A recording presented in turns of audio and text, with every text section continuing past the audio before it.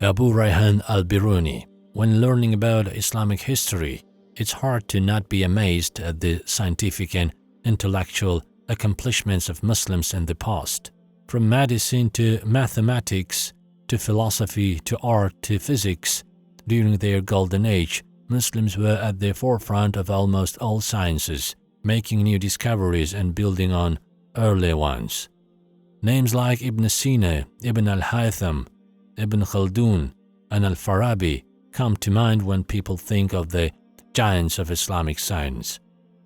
One man who is in this elite group of the greatest scholars of all time is the Muslim Persian polymath Abu Rayhan al-Biruni.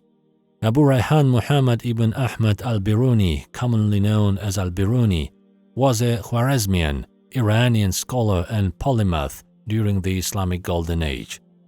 He has been called variously the founder of the Indology, father of comparative religion, father of modern geodesy, and the first anthropologist.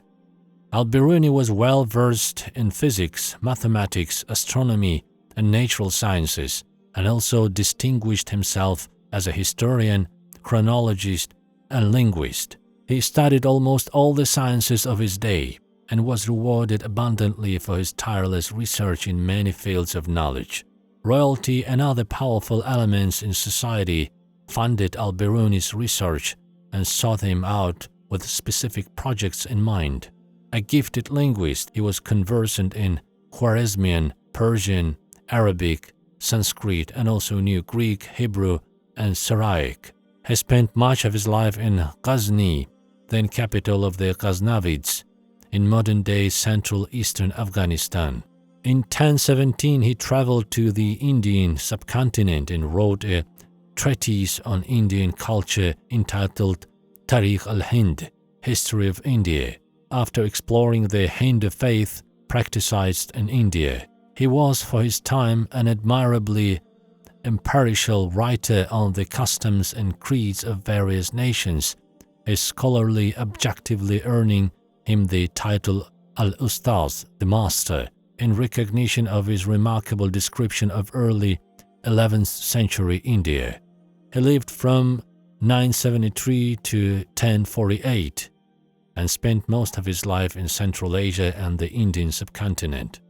During his illustrious career, al-Biruni became an expert in numerous subjects, including history, physics, mathematics, astronomy, linguistics, comparative religion, and earth sciences. Despite the unsettling political problems the Muslim world was dealing with during his life, he managed to rise above the instability and become one of the greatest scholars of history. Al-Biruni was born in the province of Khorasan, in northeastern Persia, modern-day Uzbekistan, in 973. Like many other children in his time, he was educated at a young age, learning the Arabic and Persian languages as well as basic Islamic studies and natural sciences. Early on, he took an interest in mathematics and astronomy, which he specialized in under the eminent astronomers of the day. In his 20s, he moved away from home in his pursuit of knowledge. For 3 years, he traveled throughout Persia, learning from scholars about numerous subjects. When he finally settled in Jurjan, modern Gorgan, in 998, he worked for the local ruler, Shams al-Ma'ali Qaboos. For the next 10 years, he lived in this small northern Iranian city, doing research, writing books, and learning more. During this time, he wrote a monumental work that analyzed historical chronologies of ancient civilizations along with the rise and fall of empires. The book foreshadowed his future. As a scholar of numerous subjects, it is more than just a history book, as it brings history, science, astronomy, and cultural studies together to explain events of the past. Al-Biruni clearly became one of the foremost minds of his day through his work in Jurjan. Al-Biruni would not accomplish some of his greatest works until he moved to Ghazni and was under the patronage of Sultan Mahmud. Ghazni was a major city at the time, located in what is now Afghanistan. Mahmud's empire stretched far beyond the borders of modern Afghanistan, however, into present-day Iran, Pakistan and India. In this powerful empire, al-Biruni had the resources and ability to show what he was capable of doing. Of particular benefit to al-Biruni was the fact that Sultan Mahmud regularly embarked on military expeditions into India to protect his domain there. Mahmud had a habit of taking al-Biruni along on all his military campaigns, so al-Biruni was exposed regularly to language, culture, and religion in India. Blessed with a mind that was capable of picking up new ideas easily, al-Biruni quickly managed to learn Sanskrit, the language of Hindu liturgy. This opened up an entire realm of Indian books that he could learn from and compare with books from other parts of the world. He translated books from Sanskrit into Arabic and Persian, and also translated from Arabic to Sanskrit. He was a firm believer in the idea that civilizations should aim to learn from each other instead of destroy each other. Because of his ability to read ancient Hindu texts, al-Biruni was able to compile an encyclopedia of ancient Indian history known as Kitab Tarikh al-Hind, the Book of Indian History. In fact, much of what is known today about ancient India comes directly from al-Biruni's book. Tarikh al-Hind does more than tell the reader about ancient India. However, it is also a testament to the fact that al-Biruni was able to put together so many different sciences to fully understand the background of historical events. The book is a window into Indian philosophy, geography, and culture, which al-Biruni immersed himself in to give himself a better understanding of Indian history.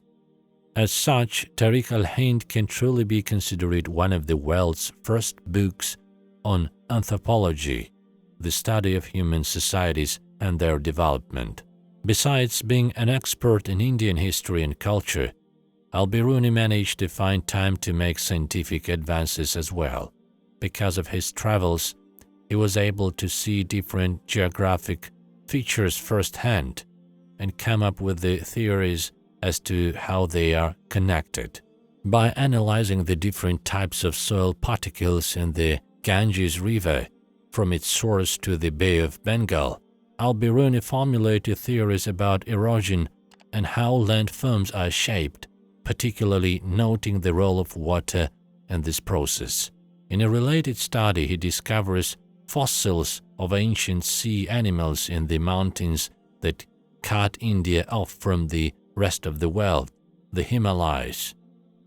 It seems unlikely that lowly sea snails and other shellfish would travel thousands of miles inland and up the side of a mountain, so al-Biruni came to the conclusion that the Himalayan mountains must have been under the ocean at one point and moved to their present location over millions of years. This directly led to the modern understanding of plate tectonics, how continents move and shift over time. Al-Biruni also pioneered the field of geology as he collected, analyzed, and compiled hundreds of metals and gems. He described their properties, how they are made, and where they can be found. His books on gemstones served as a standard for understanding precious stones for hundreds of years. Al-Biruni continued a remarkable career in the early thousands, doing research into fields such as how the earth spins on its axis, how wells and springs transport water to the surface, combining statics and dynamics into the study of mechanics, recording the latitude and longitude of thousands of cities, which allowed him to determine the direction towards Mecca for each city, the optical nature of shadows, particularly their use for the calculation of prayer times, separating scientific astronomy from superstitious astrology. During his 75 years, al-Biruni managed to revolutionize the way numerous subjects were understood. By the time he died in 1048, He had authored well over 100 books, of which many have not survived till today. 95 of 146 books known to have been written by Biruni are devoted to astronomy, mathematics, and related subjects like mathematical geography. He lived during the Islamic Golden Age, when the Abbasid caliphs promoted astronomical research, because such research possessed not only a scientific but also a religious dimension. In Islam, worship and prayer require knowledge of the precise directions of sacred locations, which can be determined accurately only through the use of astronomical data. His intellect and mastery of various subjects, and his ability to relate them together to gain a better understanding of each, puts him among the greatest Muslim scholars of all time. His life serves as proof of the ability of Muslim scholars of the past to push the limits of knowledge and establish new frontiers in the sciences. It also serves to show the ability of the best scholars to rise above political problems, wars, and the general instability to still do world-changing research and make remarkable discoveries. Al-Biruni wrote a pharmacopoeia, the Kitab al-Sayyidala fi al-Tib, book on the pharmacopoeia of medicine. It lists synonyms for drug names in Syriac, Persian, Greek, Baluchi, Afghan, Kurdi, and some Indian languages. He used a hydrostatic balance to determine the density and purity of metals and precious stones.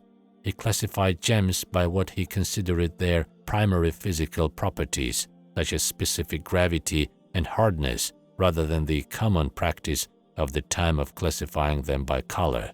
Al-Biruni is widely considered to be one of the most important Muslim authorities on the history of religion. He is known as a pioneer in the field of comparative religion in his study of, among other creeds, Zoroastrianism, Judaism, Hinduism, Christianity, Buddhism, and Islam.